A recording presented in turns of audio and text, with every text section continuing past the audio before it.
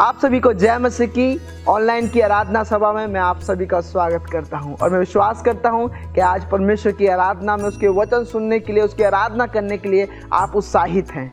आइए इससे पहले हम आराधना दल के साथ आराधना करें। एक वचन पढ़ेंगे, भजन संहिता उसका 13 अध्याय उसका 6 पद। मैं परमेश्वर के नाम का भजन गाऊंगा क्योंकि उसने मेरी भलाई की है। हालेलुया।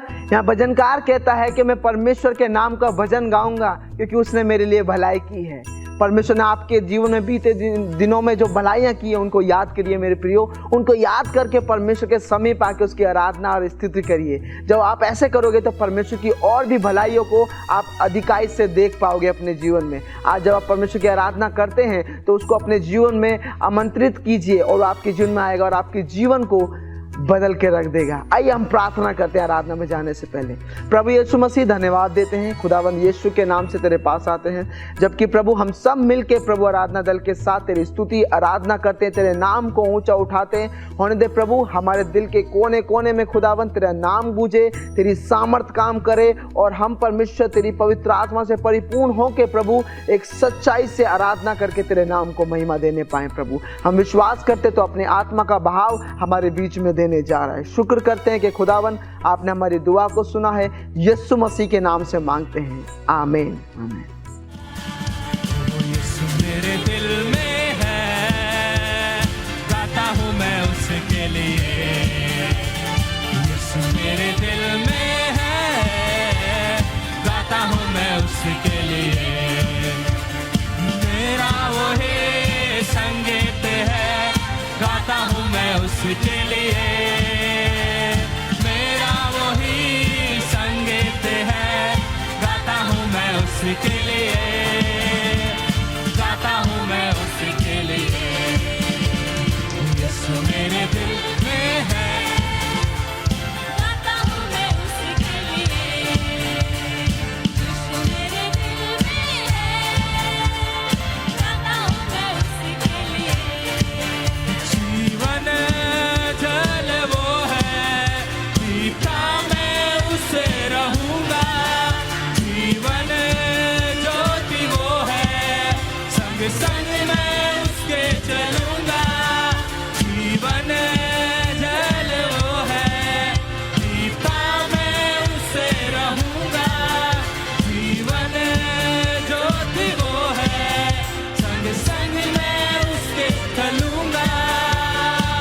उसने मुझको बचाया, उसने मुझको छुड़ाया, जीना मुझको सिखाया। उसने मुझको बचाया, उसने मुझको छुड़ाया, जीना मुझको सिखाया। जीता हूँ मैं उसके लिए। ओ यीशु मेरे दिल में है, गाता हूँ मैं उसके लिए। यीशु मेरे दिल में है, गाता हूँ मैं उसके लिए। उसने मेरे पापों का बोझ उठाया। मेरी राहों को फूलों से उसने सजाया। उसने मेरे पापों का बोझ उठाया। मेरी राहों को फूलों से उसने सजाया। मेरे संग संग चलाओ, मेरा रहबर बनाओ, मेरा साथी बनाओ। मेरे संग संग चलाओ, मेरा रहबर बनाओ, मेरा साथी बनाओ। जीता हूँ मैं उसके लिए। यीशु मेरे दिल में है, गाता हूँ मैं उसके लिए। ओ यीशु मेरे दिल में है, गाता हूँ मैं उसके लिए। यीशु मेरे दिल में है, गाता हूँ मैं उसके लिए। ये समय है सूचनाओं का। सूचना इस प्रकार से है, फरीदाबाद के अलग अलग स्थानों में grace assembly of God church की आराधना सभा होती है, जैसे कि मैं एस्तर लकड़ा और मैं इवेन लाकरा, हम दोनों मिलकर grace assembly of God church Dheeraj Nagar में सेवकाई करते हैं। मैं अरुण। मैं बसंती। हम grace assembly of God church Ramnagar में सेवकाई करते हैं। मेरा नाम जॉनसन मसीह है। मेरा नाम नीलम मसीह है। हम दोनों मिलके grace assembly of God church Surajkund में सेवा करते हैं। मैं अखिल। मैं अनुपमा जॉय। हम दोनों मिलकर grace assembly of God church Bharat colony में सेवा करते हैं। मेरा नाम अश्मिता साहा और मेरा नाम आदित्य साहा है और हम दोनों मिलकर grace assembly of God church 21D और गदाखोर में सेवा करते हैं। मैं वरुण। मैं पायल। हम दोनों मिलकर grace assembly of God church Dayalnagar में सेवकाई करते हैं। मैं जीवनदीप। मैं पुष्पा। हम दोनों मिलकर grace assembly of God church Nimka में सेवा करते हैं। मेरा नाम शाहरुख है और मैं पास्टर जीवनदीप के साथ मिलकर grace assembly of God church Neemka में सेवकाई करता हूँ। अंग्रेजी की आराधना सभा सुबह 10 बजे 21C क्षेत्र में होती है। यदि आप इन क्षेत्रों के आसपास रहते हैं तो कृपया करके आप हमारे साथ किसी भी एक आराधना सभा में जरूर भागी हो। हर रविवार को सुबह 11 बजे ऑनलाइन के द्वारा आत्मिक विचार दिया जाता है। आप जरूर आत्मिक विचार में सहभागी हों। हर शुक्रवार को हमारे मुख्य कलीसिया भवन में शाम 6:30 बजे आराधना सभा होती है। आप हमारे साथ जरूर सहभागी हो। यदि आप किसी कारणवश नहीं आ पाते हैं, ऑनलाइन के द्वारा आप जरूर जुड़े। हर रोज पासवान के दल और प्रार्थना के दल आप सभी के लिए प्रार्थना करते हैं। यदि आप में से किसी के पास प्रार्थना निवेदन है तो स्क्रीन पर आ रहे नंबर पर आप जरूर प्रार्थनाओं को बांटें, ताकि हम सब मिलकर आप सभी के लिए प्रार्थना करें। आज के लिए इतना ही। अधिक जानकारी के लिए अपने क्षेत्रीय पासवान से संपर्क करें। ये समय है परमेश्वर को भेंट और दशमांश देने का। हम जानते हैं प्रियो, जब हम अपने परमेश्वर को भेंट और दशमांश देते हैं तो परमेश्वर हमें यूं ही नहीं छोड़ता है, बल्कि अपरंपार की आशीष से हमें आशीषित करता है। आइए हम भेंट और दशमांश देने से पहले एक वचन को निकालेंगे। निर्गमन 35 अध्याय उसका 4 पद से लेके 5 पद तक पढ़ेंगे। इसमें इस प्रकार से लिखा है, फिर मूसा ने इजराइलियों की सारी मंडली से कहा, जिस बात की आज्ञा यहोवा ने दी है वे ये है, तुम्हारे पास से यहोवा के लिए भेंट ली जाए, अर्थात जितने अपनी इच्छा से देना चाहें वे यहोवा की भेंट करके ये वस्तुएं ले आएं, अर्थात सोना, चांदी, पीतल। हालेलुया।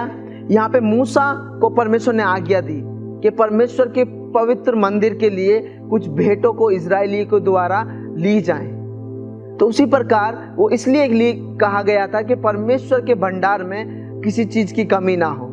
हालेलुया।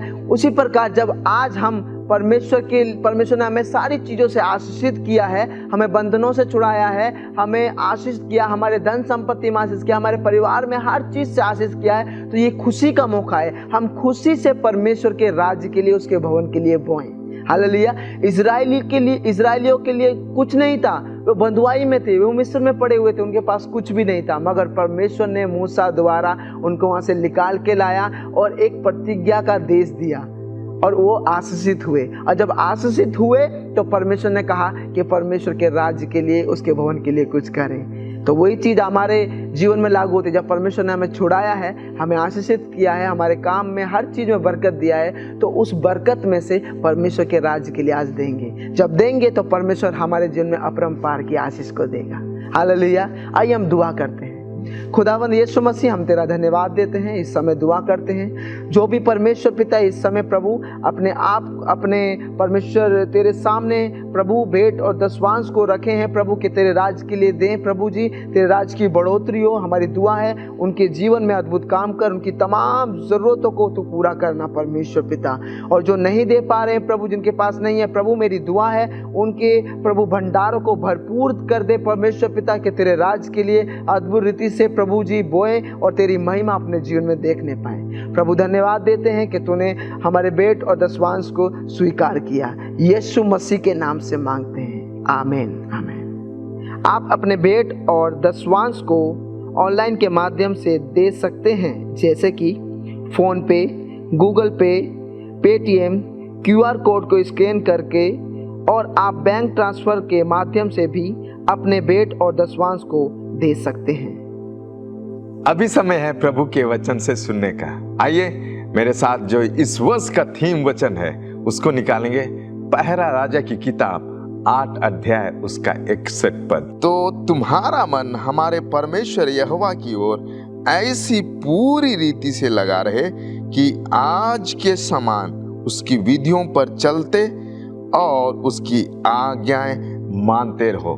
मेरे प्रियो, वचन बताता है कि हमारा जो मन है और हमारा जो ध्यान है वो पूरी रीति से, आधा अधूरा नहीं लेकिन पूरी रीति से हमारा मन और ध्यान उस परमेश्वर की ओर लगा होना चाहिए। हाँ, अगर हमारे जीवन में कैसी भी परिस्थिति क्यों ना आ जाए, अगर हमारे जीवन में बुरी सपनी आती हो, अगर हमारे जीवन में परेशानी आती हो, अगर हमारे जीवन में कोई भी बीमारी आती हो, अगर हमारे जीवन में कोई कर्ज आती हो, अगर हमारे जीवन में कोई कोर्ट केस आती हो, ऐसी परिस्थिति में भी परमेश्वर का वचन कहता है कि तुम्हारा मन पूरी रीति से उस परमेश्वर यहोवा की ओर लगा रहे हैं। हमारा जो मन है, हमारा जो ध्यान है, हमारा जो सोच विचार है, हमारी जो आराधना है, हमारी जो प्रार्थना है, वो पूरी रीति से हमें उस परमेश्वर की ओर लगाना है। हमारे विपरीत परिस्थिति में, हमारे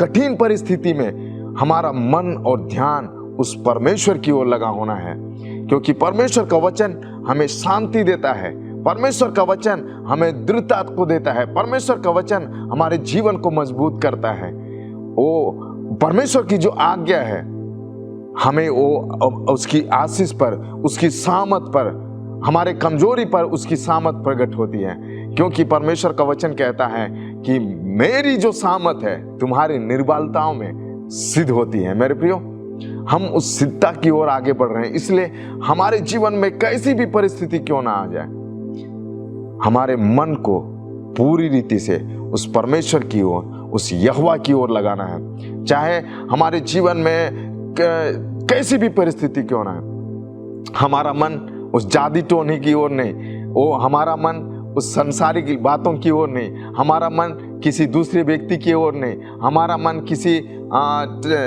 दैन विद्या की ओर नहीं, लेकिन हमारा जो मन है उसको उस परमेश्वर की ओर, उसके वचन की ओर, उसके कार्य की ओर, उसकी सामत की ओर, पूरी सामत के साथ में, पूरे मन के साथ में हमें लगाना है, क्योंकि परमेश्वर का वचन कहता है अपने मन की सुरक्षा करना है। हमारा जो मन है हमें सबसे अधिक धोखा देने वाली वस्तु है, सबसे अधिक धोखा देने वाली चीज है, इसलिए हमारे मन को भटकने से, हमारे मन को इधर उधर जाने से हमें संभाल करके रखना है।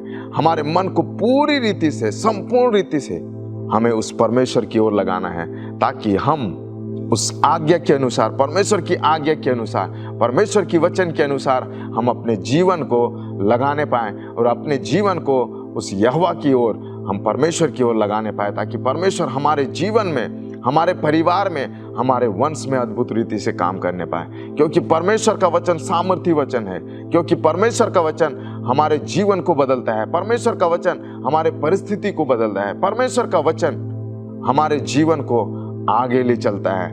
हो सकता है हमारे जीवन कई बातों को लेकर, कई चीजों को लेकर हो सकता है वहां पे रुका पड़ा है, लेकिन जब हम परमेश्वर के वचन में स्थिर रहते हैं, जब हम परमेश्वर के वचन को पकड़ कर चलते हैं, जब हम परमेश्वर के वचन में बने रहते हैं, तो परमेश्वर का वचन हमें आगे बढ़ने में सहायता मदद करता है, क्योंकि उसकी जो आज्ञा है, उसकी जो ताकत है, उसकी जो सामत है हमारे निर्बलताओं में, हमारे कमजोरियों में सिद्ध होती है। तो मेरे प्रियो, हमारे मन को उस परमेश्वर की ओर, उस यहोवा की ओर आधा अधूरा नहीं लेकिन पूरी रीति से लगाए रहें, पूरी रीति से हम परमेश्वर में बनाए रहें, तो परमेश्वर हमें हर एक बीमारी से छुटकारा देगा, हमें हर एक समस्या से वो बाहर निकालेगा, क्योंकि परमेश्वर का वचन सामर्थी है, वो हमारे जीवन को बदलने की सामर्थ रखता है। इसलिए परमेश्वर का वचन कहता है कि उसकी आज्ञा को मानते रहें। मेरे प्रियो, जो आज्ञा परमेश्वर ने हमें दिया है उसे हमें मानने की जरूरत है, उसके अनुसार अपने जीवन को बिताने की जरूरत है, ताकि हमारे जीवन में उसके अद्भुत काम को देख पाए। आइए हम प्रार्थना करते हैं। स्वर्गीय पिता, हम तेरे धन्यवाद देते हैं, महान सामर्थी परमेश्वर, इस सुंदर समय के लिए हम तुझे धन्यवाद देते हैं। तूने प्रभु हमारे जीवन को नया बनाया है, इसलिए हम तुझे धन्यवाद देते हैं। प्रभु इस समर्पण के वर्ष में प्रभु हम पूरी रीति से अपने जीवन को प्रभु तेरे वचन में, तेरे आज्ञा में हम अपने जीवन को समर्पित करने वाले होने पाए।